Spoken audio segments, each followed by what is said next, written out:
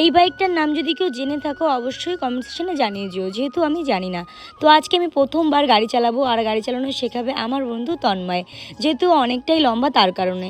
তো চলো এবার আমি গাড়িটা চালাবো, দেখা যাক যে আমি চালাতে পারি কি পারি না। তোমাদের কি মন বলছে আমি কি চালাতে পারবো?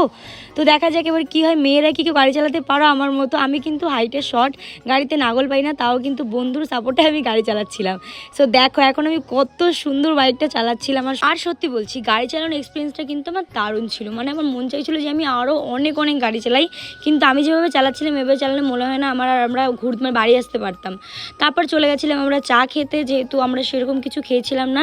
এটা হচ্ছে বর্তির বিলের দিন যেদিন আমরা গেছিলাম সেদিনকার ভিডিও। তো তারপর চলে গেলাম সবাই মিলে একসঙ্গে চা খেতে, যেহেতু ছিলাম আমরা সব 5টা বন্ধু ছিলাম একসঙ্গেই। তো ওখানে কী সব কথাবার্তা নিয়ে সবাই অনেক হাসাহাসি করছিলাম, যেহেতু বন্ধুবান্ধবরা থাকলে অনেক হাসাহাসি হয়, কি বলো? তোমরাও কে কে বন্ধুবান্ধব মিলে এরকম আড্ডা মারো অবশ্যই আমাকে জানিও। টাটা।